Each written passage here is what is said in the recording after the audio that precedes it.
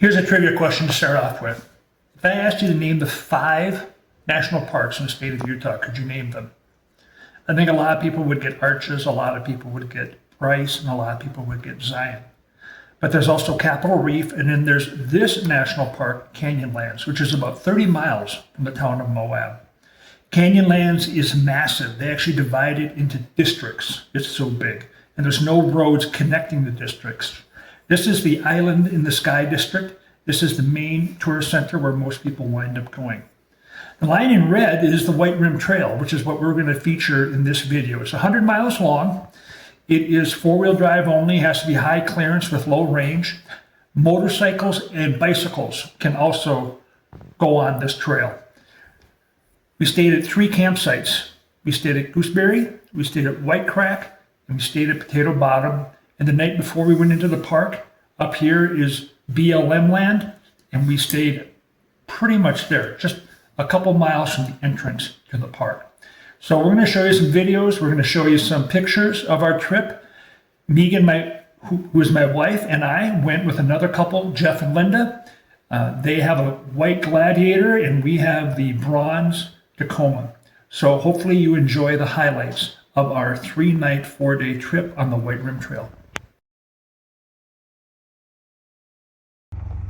So the morning of our entrance into the park, this is us going away from our campsite and BLM. This was probably the most challenging off-roading that we did on the entire trip, and it wasn't even inside the park. Now you're going to notice my rough driving going over here. The wheel is about to drop off on the driver's side. Now, the main fault of that is myself, because we had actually had to fill in some rocks. We put some rocks there. It should have been a little smoother drop for the truck. And I was not paying attention to my spotter either. That was Megan. Now you're going to see Jeff, who I may now refer to as Mr. Smooth. He's a much better driver in every respect. He's more careful. He watches his spotter. He knows what he's doing better, has better control of the brakes and the throttle and everything else. So Mr. Smooth, he has done his truck right. He's got a proper lift. I think it's a 3-inch lift with Fox remote reservoirs. It's got 35-inch tires, and we could tell just following them on the trail how nicely this truck drove. So we see him going over that same spot, and no drama at all on Jeff's part. For my truck, the mods that have helped with this trail, I have a 3-inch level kit. So what I've done is just added spacers to the stock suspension, and I also have 35-inch tires. A couple of pictures here of this trail taken by Linda. She was the photographer. Jeff and Linda are heading down the Schaefer Trail at this time. This is now actually a very smooth road. You can drive cars on this. Anyone who goes to the park can go in here. There's no reservation needed. The only thing about this road, as you look out across that valley, you see it's almost like a cliff face. It's a little bit, gets in your head, kind of scary. It is a shelf road. There is a drop off that shelf. So if you don't like heights and you don't like shelf roads, you're going to be anxious. And I don't like either of those very much. I was pretty anxious. Quite honestly, Mr. Smooth seemed very comfortable. We're gonna die! So that's the Schaefer Trail. This is now the Colorado River. The Colorado and the Green River meet in Canyonlands. This is the first pull off as you go on to the White Rim. And you can see the Colorado River there and a few other people taking selfies.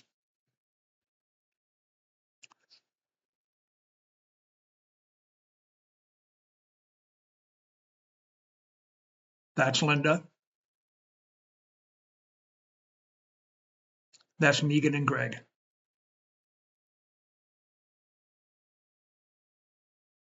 Hoodoos. We have a lot of pictures of hoodoos. There's both the trucks. And in the yellow shirt is Jeff. This is another stop, Musselman Arch. You can just kind of see it there, along with more hoodoos at the same site. Regarding the Musselman Arch, you're not allowed to walk on it, by the way, so you should never see a picture of someone on the arch. You can get about this close before you feel that you're actually trespassing on the arch, because it is pretty delicate looking, and they want to maintain it for others. This is not a close-up. This is how close the sheep was to Jeff and Linda in their truck.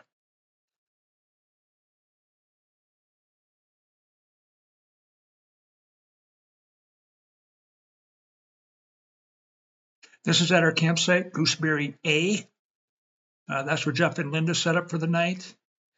We could walk out to the edge of the canyon, and that was our view. And we always like to park near a tree for some reason. So this is our truck set up with the tent and the awning. Day 2. This is a short trip to White Crack, the next campsite. Maybe about an hour drive, hour and a half at the most. So we made a few stops on the way. We enjoyed it. White Crack is a desirable campsite. We're very fortunate to get it.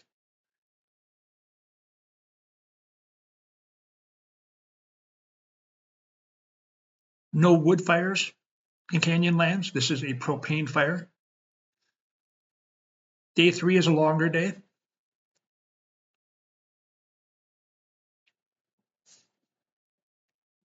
Here's the 2 lovely ladies.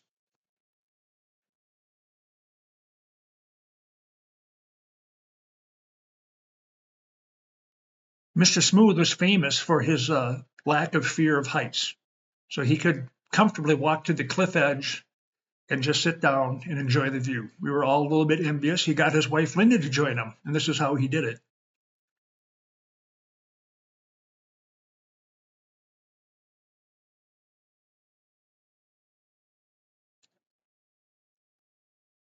Now, Jeff realized that he could get even lower or closer to the edge. So take a look at this picture. He's actually dropped down. We all nearly fainted when we saw what he was doing.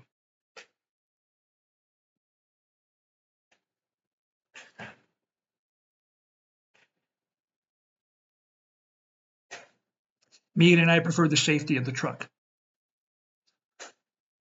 Now this is going up one of the second of 3 major features on the White Rim Trail. This is the Murphy's Hogback. Most of the trail you spend going along canyon edges and around the ridges. The way this is formed, you kind of have to go over this ridge. So this is a shelf trail going up the one side of this ridge. Then you go across a relatively short mesa, less than half a mile. Then you go back down the other side, kind of continue on what is typically the trail. The trail is in excellent shape. Something like this you would want to be in 4 low just for the gearing, because it is steeper than probably the camera makes it seem. So just so you have a little better throttle control. And it does undulate a bit. So it's 4 high is a little bit tough on your transmission, tough to control it as much. So to go up easy and to go up in more control, 4 low works. But it's not about traction, it's more about just throttle control. I would say needing 4-wheel drive is very limited currently on the White Rim Trail. It was actually, most of our driving was very easy. Most of it was done in 2-wheel drive. Now this spot right here, Megan and I were here a year ago, and it had snow. It was very slippery here. It was much more challenging. We started losing traction. The back end kicked out over right to the edge. So that was quite an anxious moment for us. So we were very glad to have the road in this good a shape, and we're extra glad to have company this time, just in case there were surprises. So there are many reasons we enjoyed our trip with Jeff and Linda. Now here they are, they're approaching the mesa. And as I mentioned, it's just a short drive across this mesa. There's 3 campsites on top here. And then you head back down. And this is the video going down. This is the best part. And now the area you're looking into is now where the Green River and its associated canyons will be. We've now left Colorado behind. We've left the confluence behind. You never really see it from the White Rim Trail where the 2 rivers meet. But everything from here on out would be the Green River. Now I'm going to point out something interesting we learned. When we were at White Crack, we ran into a group of bicyclists. There was a private guided tour. We talked to the guide, and he asked, how did we get that desirable campsite? I said, well, I think we just maybe picked the right day. And he pointed out that the private tour groups, have access to campsites a year and a half in advance, whereas regular people like us only are able to get open reservations 6 months in advance. So I found that quite interesting that there was this availability extended to these private commercial groups, and that actually it is actually a little bit challenging to get a reservation here. That's one of the main reasons why I would suspect. Here's some more hoodoos and some more canyons.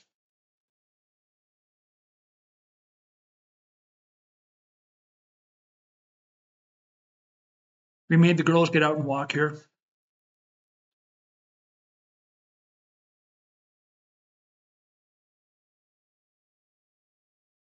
This is us waiting for a bicycle group coming at us.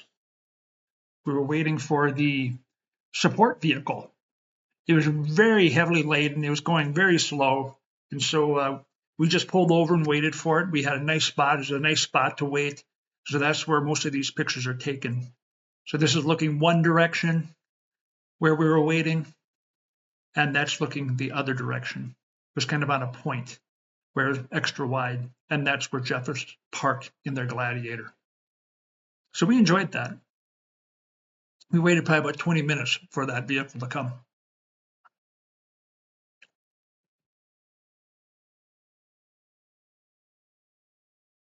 He even had time to be silly. And that's where I parked off the road. Now here we are at our campsite, Potato Bottom C. We really enjoyed this campsite because you could see hardscrabble. Also, you can make your way to the river. That's why we have trees and it's so lush. Here we are walking back from the river. That's a good picture of Jeff and Linda's truck, all set up for camping. And there are beautiful views here at Potato Bottom, just right on the Green River. Very late at night, we decided to go scouting. Jeff does not love his 4 low. It's very, very low gear. He can only go about 3 miles an hour. I can go about 8. And this is the other spot, hardscrabble, where you want to be in low gear. So we got up early. We left before 6:30 because we did not want to encounter another vehicle coming at us from the other direction.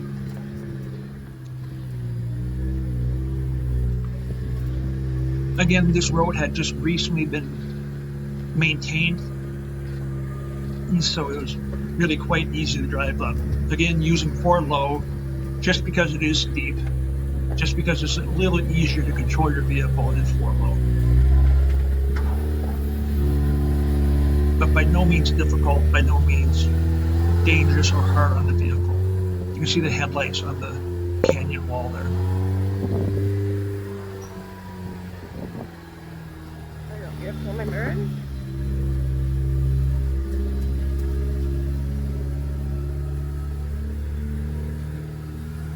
Yeah, that was a bit rough before. I think I did that.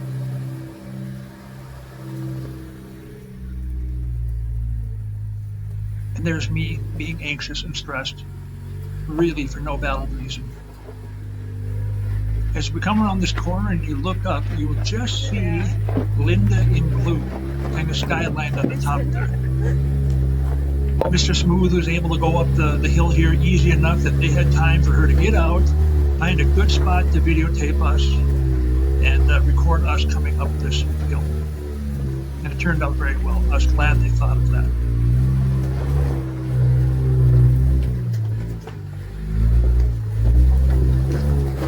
And as you get to the top here, really you've done all the climbing. It's very flat from here for quite a ways. You go around this mesa on a shelf road, and then you go back down to the river and drive out of the park. So hopefully you enjoyed this video. Now you're going to see us coming up the hill. And this will be the last video that you watch. Thank you for putting up with it all this time.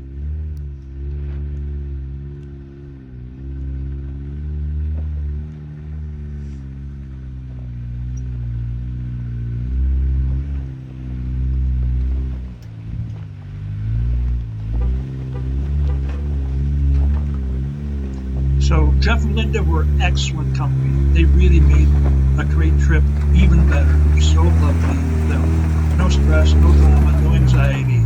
Lots of fun to be with. So we thank them for joining us.